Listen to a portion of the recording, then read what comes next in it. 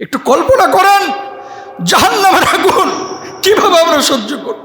একটু কল্পনা করেন, একটু কল্পনা করেন। দুনিয়ার খেল তামাশা, এই ধোঁকাবাজি, এই ধোঁকার জিন্দেগি, এই জিন্দেগি টেনে আমরা প্রত্যেকেই পেরেশান। আজকে যে মানুষটা কবরে শুয়ে আছে, এ জান্নাতি না জাহান্নামী আমরা কেউ জানি না। যেই জাহান্নামের ইন্ধন হবে মানুষ আর পাথর। আল্লাহু আকবার। প্রিয় ভাইরা আমার, আগুন যখন জ্বলতে চায় না আমরা শুকনো লাকড়ি দিই, আগুন যখন জ্বলতে চায় না আমরা তখন কি দিই? কেরোসিন দিই। আগুন যখন জ্বলতে চায় না তখন আমরা বিভিন্ন উপায় অবলম্বন করি। ওই জাহান্নামের মধ্যে আল্লাহ রাব্বুল আলামিন দুনিয়ার মানুষকে যখন নিক্ষেপ করবেন, জাহান্নামের আগুন যখন জ্বলতে চাইবে না, আল্লাহ রাব্বুল আলামিন ওই মানুষকে আর পাথরকে জাহান্নামের মধ্যে দিয়ে অঙ্গার বানাইবেন। আর জাহান্নাম মানুষের রক্ত গোশত এগুলোকে পেয়ে দাও দাও দাও দাও করে জ্বলবে। জোরে বলেন আল্লাহু আকবার। ও কলিজার টুকরা ভাইরা আমার, দুনিয়ার আগুনকে 1 মিনিট 2 মিনিট আমরা সহ্য করতে পারি না। মোমবাতির আগুন আমরা সহ্য করতে পারি না। পরোটা একটু গরম হইলে মুখে নিতে পারি না। সাদা ভাতটা একটু গরম হলে আমরা মুখে নিতে পারি না। জাহান্নামের আগুন আমরা কিভাবে সহ্য করব? এই দুর্বল শরীর নিয়ে জাহান্নাম, এই দুর্বল শরীর নিয়ে জাহান্নামের আগুন সহ্য করা যাবে না। আল্লাহু আকবার। জাহান্নাম বড় ভয়াবহ জায়গা, জাহান্নাম বড় ভয়াবহ জায়গা, জাহান্নাম বড় ভয়াবহ জায়গা। ও কলিজার টুকরা ভাইয়ের আমার, জাহান্নামের এক কিনারা আর এক কিনারা থেকে আশ্রয় প্রার্থনা করে, ও আল্লাহ এই জাহান্নামের অংশ আমারে বানায়েন না, এই জাহান্নামের অংশ আমারে বানায়েন না। জাহান্নামের এক প্রান্ত আর এক প্রান্তের তর্জন গর্জন শুনে কেঁপে ওঠে। ও দুনিয়ার মুসলমান ভাই বোনেরা, যারা আমাকে এই মুহূর্তে শুনছেন, পর্দার আড়াল থেকে বাড়ি থেকে মায়েরা শুনছেন, প্রত্যেককেই বলবো, জাহান্নাম যেমন কঠোর, জাহান্নামের ফেরেশতারা তার চাইতে বড় কঠোর। বলুন আল্লাহু আকবার।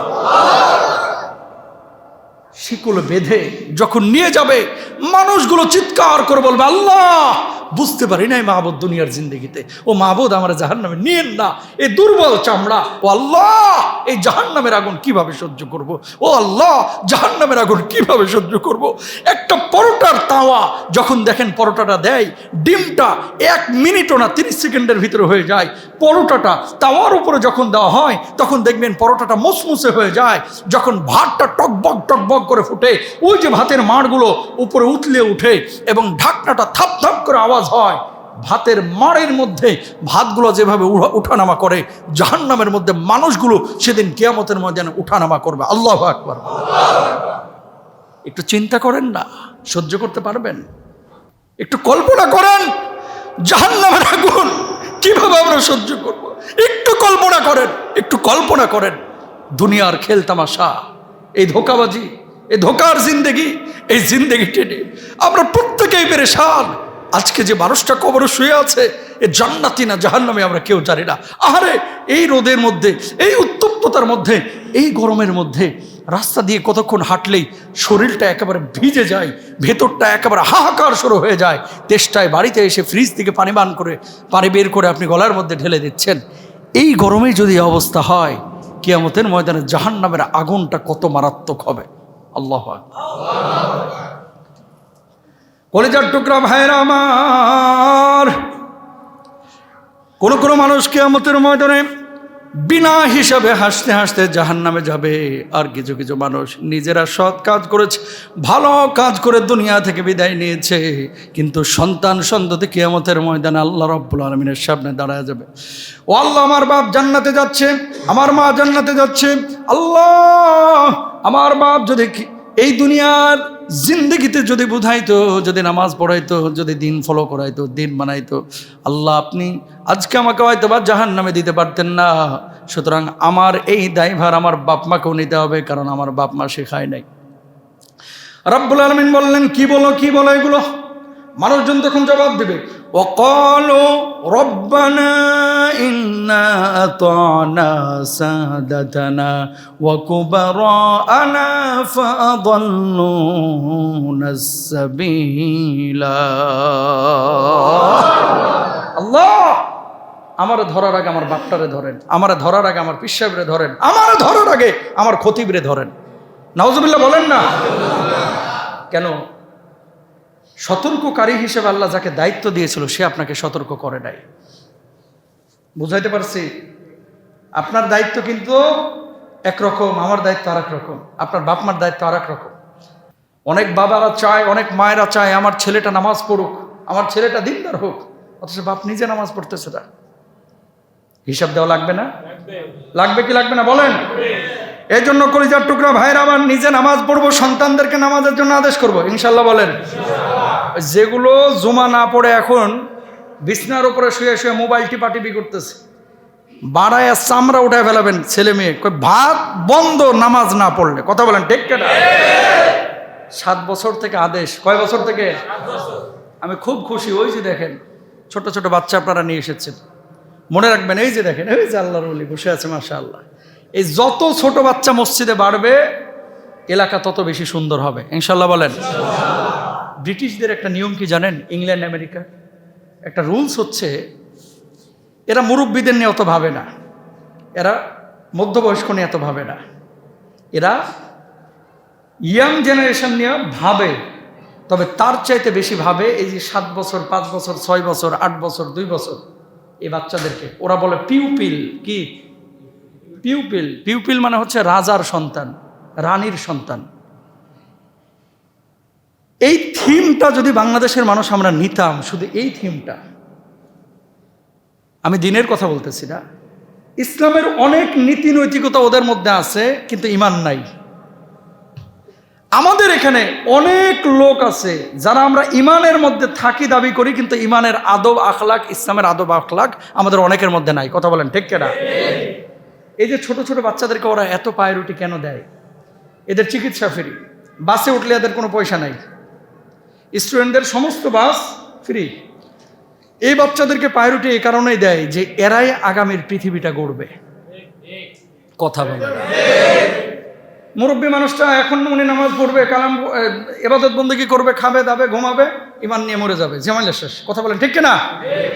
কিন্তু আগামীর ব্রিটেন আমেরিকা, আগামীর পৃথিবীতে গড়বে এই পিচ্ছিরা।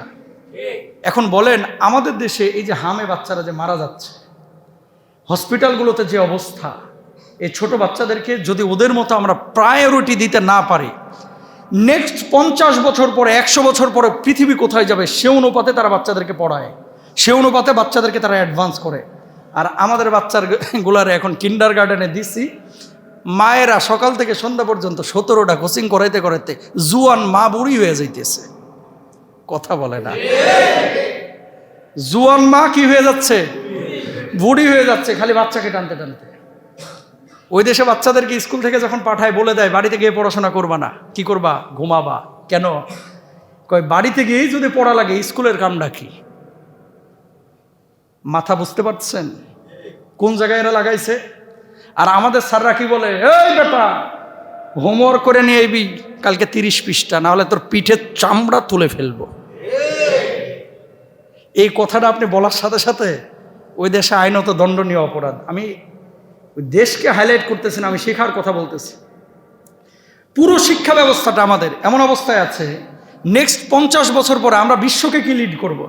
ইরান 2000 কিলোমিটার দূরে মিসাইল পাঠাচ্ছে, আমরা 200 কিলোমিটার পাঠাইতে পারি না। আমগো মিসাইল পহিলা বৈশাখে দেখছেন না?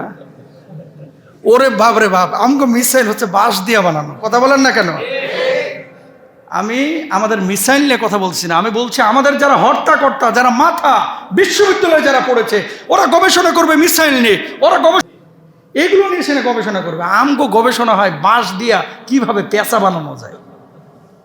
নাউজুবিল্লাহ বলেন না? ওরা হাসে এগুলো দেখে, বুঝছেন?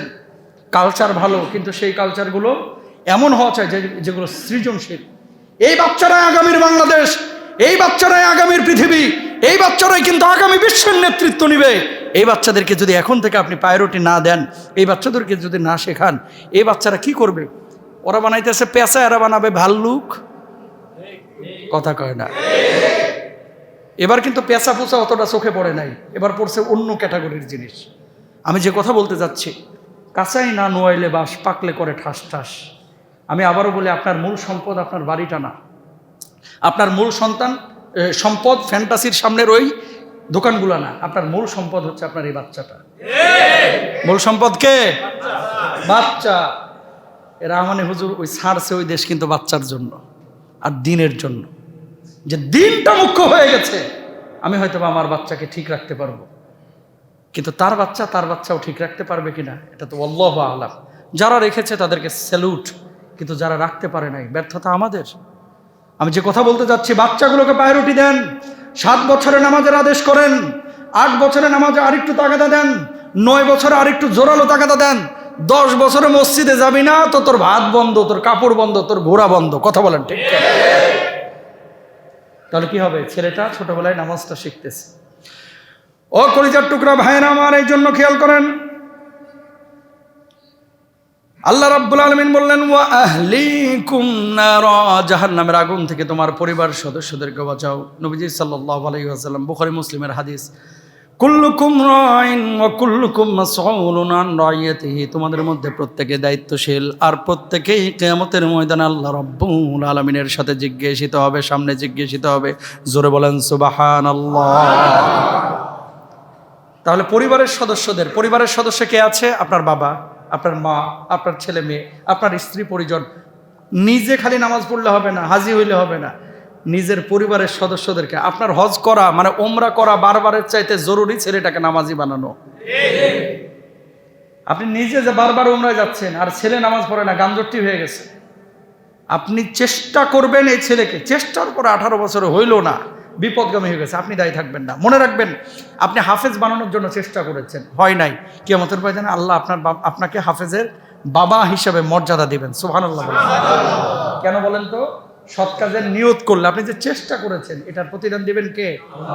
এখন আপনি চেয়েছেন ছেলেকে ভালো করতে, কিন্তু হয় নাই কোনো কারণে, সওয়াব আল্লাহ আপনাকে দেবেন, কিন্তু আল্লাহ আপনার হৃদয়ের অবস্থাটা দেখবেন যে আপনি আসলে চেষ্টা করেছেন কিনা।